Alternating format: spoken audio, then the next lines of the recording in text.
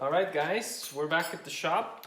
Today I'm going to show you how to adjust valve clearance / the rocker arm lash, I guess. So basically we want to make sure that the valves open far enough, but that there is still some clearance when they're not under load, so that there's some oil going in between and that everything is timed right.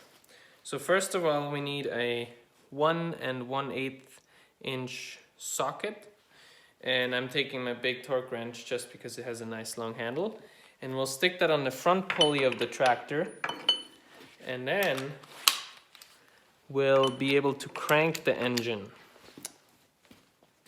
I'll show you this here for a second. So it's in the front pulley, and then I can turn it like this, and that way we can get the engine to move. Okay, so I've preset this one already. First one here is in the position where the camshaft for cylinder number 1, the camshaft part is both down, so that means we're getting all the clearance possible. So now we need to take a little special tool here, but one of these gauges here. It's basically called a valve tappet feeler gauge, and what it looks like is this. Now there's different ones, some of them are straight, this one comes angled. They're not very expensive. This one was less than 20 bucks. I'm sure you can get more expensive ones. You might be able to find some cheaper ones too. Doesn't really matter. So here you can see, let's see if we can get this right. You can see there's a number printed on. Basically, it'll say you 8 thousandths of an inch or 0.203 millimeters and so on.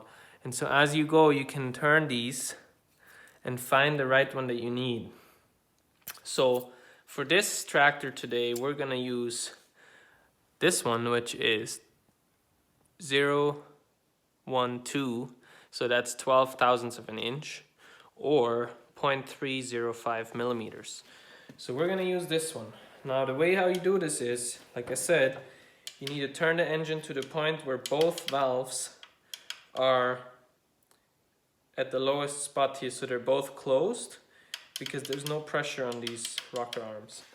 And then we need to put the feeler gauge in here, right between the tappet and the valve, right there.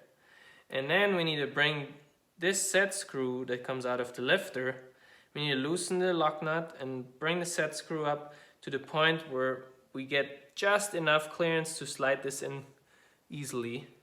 And then we can lock this up, crank it over and try again, just make sure that the clearance is still good. If you put too much pressure on, you won't get the feeler gauge in.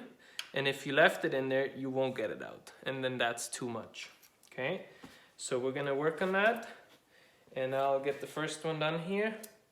And then we'll do the next one and the last one, and then should be all good to get that valve cover on.